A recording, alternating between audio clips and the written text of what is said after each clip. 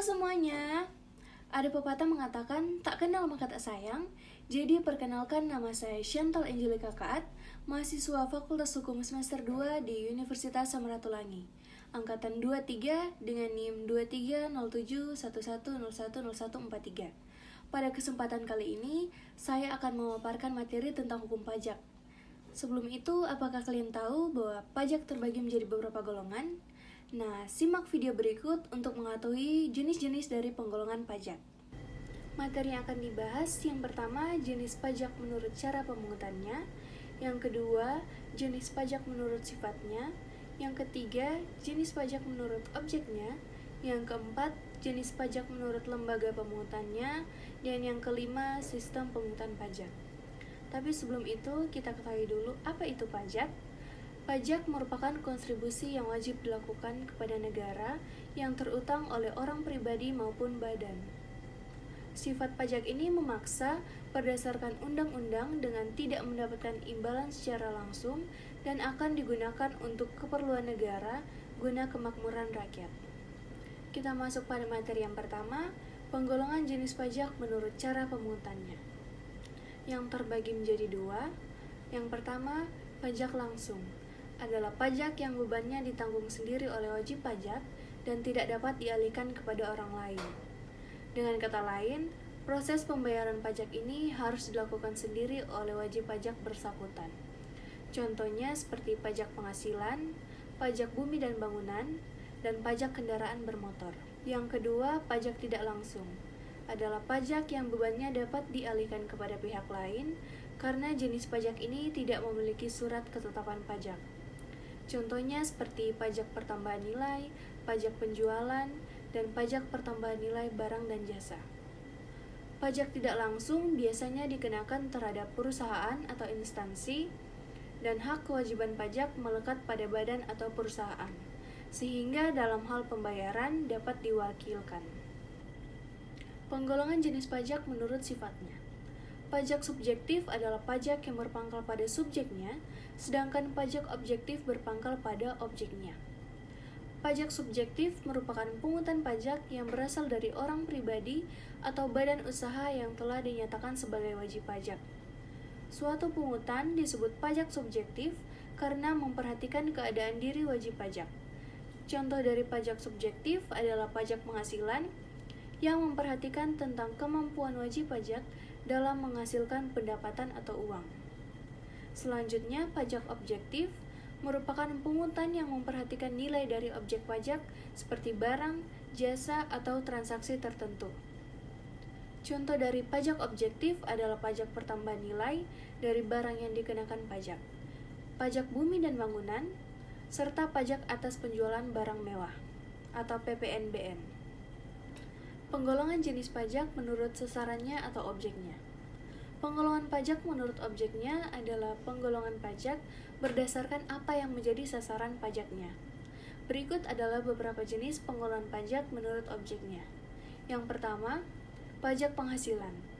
Pajak penghasilan adalah pajak yang dikenakan oleh orang pribadi maupun badan atas penghasilan yang diterima atau diperoleh yang sifatnya dapat menambah kemampuan ekonomis atau kekayaan bagi wajib pajak dan berasal dari Indonesia maupun luar Indonesia dalam bentuk apapun.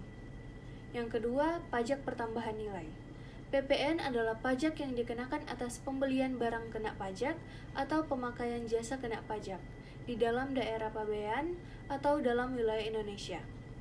Setiap pembelian barang kena pajak atau penggunaan jasa kena pajak akan dikenakan PPN, baik itu perorangan, badan, pemerintah, dan lain-lain. Yang ketiga, pajak penjualan atas barang mewah. PPNBM adalah pajak yang dikenakan kepada pembelian barang mewah seperti kendaraan mewah, perhiasan, dan lain sebagainya. PPNBM merupakan pajak objektif yang dipungut berdasarkan nilai barang mewah yang dikenakan pajak. Yang keempat, pajak bea materai.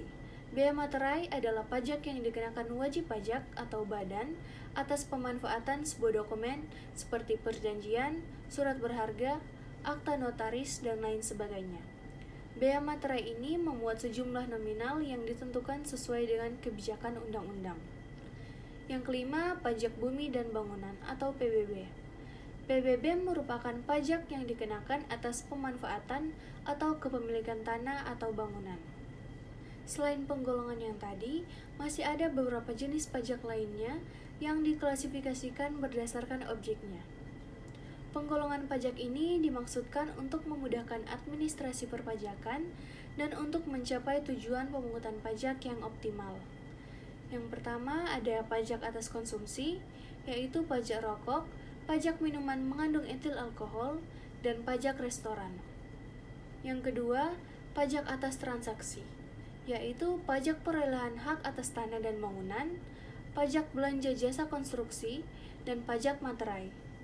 Yang ketiga, pajak atas kegiatan, yaitu pajak reklame, pajak hiburan, dan pajak penerangan jalan atau PPJ. Penggolongan jenis pajak menurut lembaga pemungutannya.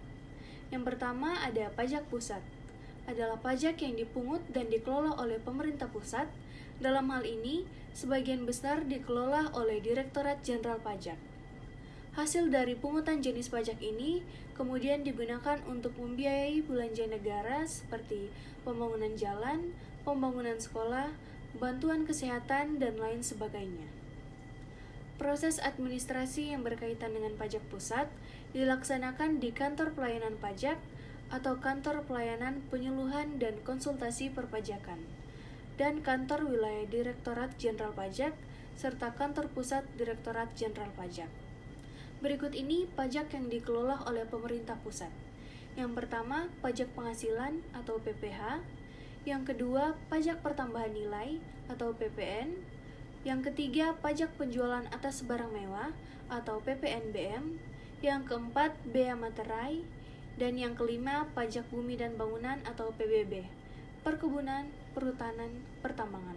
Yang kedua ada pajak daerah, merupakan pajak-pajak yang dipungut dan dikelola oleh pemerintah daerah, baik di tingkat provinsi maupun kabupaten atau kota. Hasil dari pungutan jenis pajak ini kemudian digunakan untuk membiayai belanja pemerintah daerah. Proses administrasinya dilaksanakan di kantor dinas pendapatan daerah atau kantor pajak daerah atau kantor sejenis yang dibawahi oleh pemerintah daerah setempat. Banyak yang mengira jika pajak pusat dan pajak daerah berdiri sendiri karena hasil dari pajak pusat dan pajak daerah digunakan untuk membiayai rumah tangga masing-masing. Berikut ini pajak yang dikelola oleh pemerintah daerah. Yang pertama, pajak provinsi yang terdiri dari pajak kendaraan bermotor, bea balik nama kendaraan bermotor, pajak bahan bakar kendaraan bermotor, pajak air permukaan, dan pajak rokok. Yang kedua, pajak kabupaten atau kota yang terdiri dari pajak hotel, pajak restoran, pajak hiburan, pajak reklame, pajak penerangan jalan, pajak parkir, dan pajak air tanah. Selanjutnya, pajak retribusi adalah pungutan wajib yang dilakukan oleh pemerintah kepada masyarakat sebagai imbalan atas pelayanan atau jasa yang disediakan oleh pemerintah. Pajak retribusi umumnya dipungut oleh dinas terkait yang menyediakan pelayanan atau jasa kepada masyarakat. Contoh dari pajak retribusi adalah retribusi pasar, retribusi sampah, retribusi parkir, dan retribusi izin mendirikan bangunan. Kita masuk pada materi sistem pemungutan pajak. Sistem pemungutan pajak merupakan sebuah mekanisme yang digunakan untuk menghitung besarnya pajak yang harus dibayar wajib pajak ke negara. Ada 3 sistem.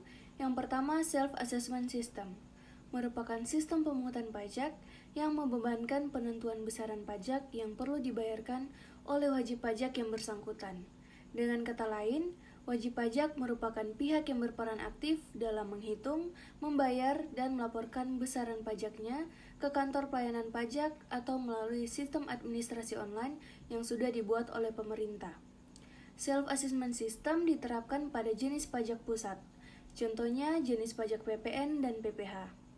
Sistem pemungutan pajak yang satu ini mulai diberlakukan di Indonesia setelah masa reformasi pajak pada 1983 dan masih berlaku hingga saat ini. Yang kedua, Official Assessment System, merupakan sistem pemungutan pajak yang membebankan wewenang untuk menentukan besarnya pajak terutang pada fiskus atau aparat perpajakan sebagai pemungut pajak. Dalam sistem pemungutan pajak official assessment, wajib pajak bersifat pasif dan pajak terutang baru ada setelah dikeluarkannya surat ketetapan pajak oleh fiskus. Yang ketiga, withholding system.